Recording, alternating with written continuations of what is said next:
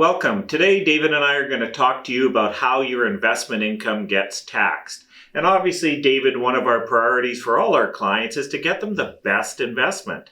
But something that people forget also that is very, very important is how that investment is taxed. And for today's purpose, we're going to be talking about non-registered investments because our RSP investments get tax deferred.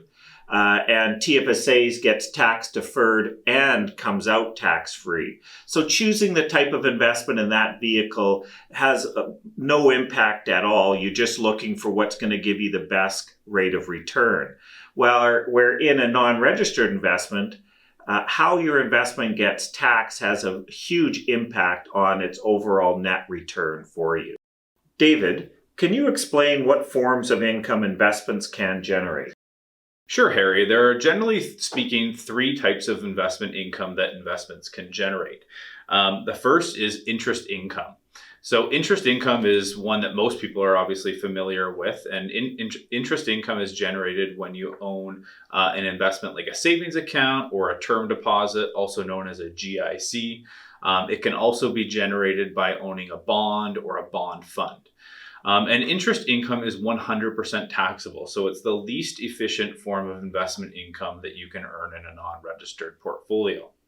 The second form of investment income is dividends. And dividends are slightly more tax efficient, certainly, than interest income.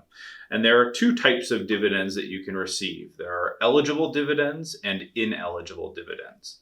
Basically, the difference between the two is that eligible dividends are paid by large publicly traded corporations that issue a dividend, and ineligible dividends are paid out by Canadian-controlled private corporations, and they are taxed differently.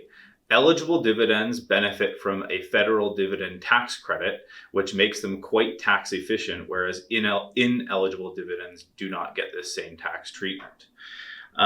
Dividend income is far more tax efficient than interest income. And so for that reason, it's quite a lot more attractive to generate dividend income rather than interest income in your non-registered portfolio. The last form of investment income is capital gains. And a capital gain arises in the year in which you sell an asset for more than what you paid for it. And capital gains typically happen when you sell stocks that you own at a profit, or if you sell a mutual fund at a profit, or if you sell a piece of real estate at a profit. And in Canada currently, when you trigger a capital gain, half of that gain, so 50%, is non-taxable, and the other half goes into your income for the year. So similar to dividends, capital gains are quite a bit more tax efficient than interest income.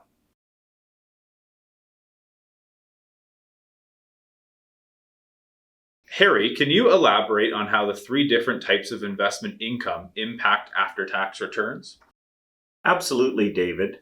If you're trying to reach your retirement goals in the most tax and cost effective way, saving taxes can have a tremendous impact on how much money you get to spend in retirement. The following charts will help us illustrate this. The first chart shows the combined federal and British Columbia marginal tax rate for 2021. When you're looking at this chart, the other income column represents interest income in this case. As you can see, it is 100% taxable at your marginal rate, meaning it is fully taxable. When looking at capital gains tax column, you can see that the percentage of tax payable is only half of what you will pay on interest income. In other words, capital gains are twice as tax efficient as interest income. Eligible dividends are a bit more confusing to understand, but in essence, they are a highly attractive form of investment income, particularly for lower income individuals. As you can see from this chart, if your income is less than $49,020 and you receive eligible dividend income, the effect of the federal dividend tax credit is that you will have a negative tax rate on your eligible dividends. This means you will reduce your taxes owing by earning income by earning eligible dividends. For higher income earners, like those earning more than $151,000 a year, capital gains becomes more tax efficient than eligible dividends. Building an efficient investment portfolio is a balance of priorities. You need to consider your risk tolerance, your need for income, and tax efficiency in order to build your wealth most effectively. As you can see from this chart, the type of investments that you hold in your non-registered account will have varying degrees of tax efficiency. If you are investing solely in GICs, bonds, and cash, you will have low tax efficiency because you will be generating only interest income. A balanced portfolio of stocks and bonds is more tax efficient by comparison, and a portfolio of all stocks is the most tax efficient. However, for many investors, an all-stock portfolio may not be appropriate based on their risk tolerance and/or their need for income. If someone has assets in both registered and non-registered accounts, are there any strategies that might help them be more tax efficient with their investing, Harry? That's a really good question, David. Let's take a look at what most people's portfolios are made up of. Most people tend to be relatively moderate at their risk level, which means maybe 60 to 65% of their portfolios are in stocks, and 35 to 40% of their portfolios are in fixed income bonds, some type of fixed income asset. Mm-hmm. And again, if we look at each one of those assets and we say, okay, well, if we have a client's portfolio that's got a bunch of money in RRSPs, a bunch of money in tax-free savings accounts, and a bunch of money in non-registered investments, if we're trying to build that 60-40 or 65-35 portfolio, where should we hold these assets? Well, as we talked about before, is certain assets are more tax efficient than others. And certain vehicles, the type of income you earn has less impact. As you remember, RSPs are tax deferred. TFSAs are tax deferred and tax free when you take it out.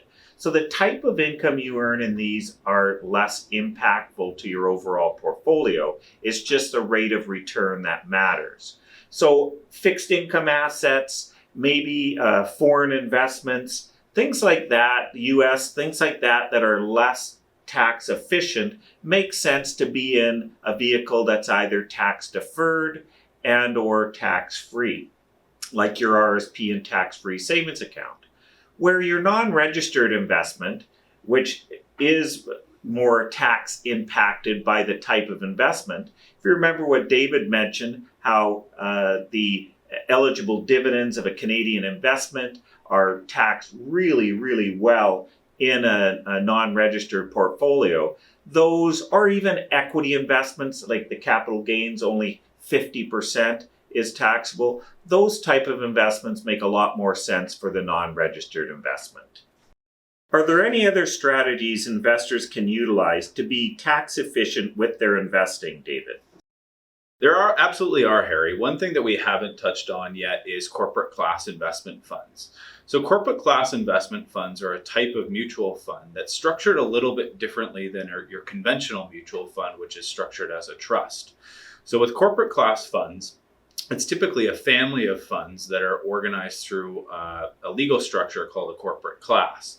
And basically all that means for you as an investor is that these funds share expenses and losses, and they can write those off against their capital gains and dividends. And so all that means basically is that if you own a corporate class mutual fund, you have a higher chance of being able to defer dividends and defer capital gains distributions because of the structure versus if you were holding a portfolio of the same stocks and bonds as individual securities. Another form of a corporate class fund that is really useful as a planning tool is called a T-Series corporate class fund. And what those are, they're basically a subset of corporate class funds, and they're highly efficient for retirees who want to draw a monthly income. If you need a monthly income and you're selling a portion of your investments every month to fund that income need, you're actually triggering capital gains every month. And a T-Series mutual fund allows you to basically draw that monthly income without really triggering any capital gains. It continues to defer your capital gain. So this is a really useful planning tool that we've used with many clients who may be in that income level where they're starting to be concerned about old age security clawbacks. And so this is a really useful tool that people can use in their non-registered accounts to draw that income and not go over that threshold. We hope today's video has helped you find out a little bit more about how investment income is taxed. If you want to know how your investment income is taxed, please don't hesitate to give David or myself a call. Take care for now. Bye-bye.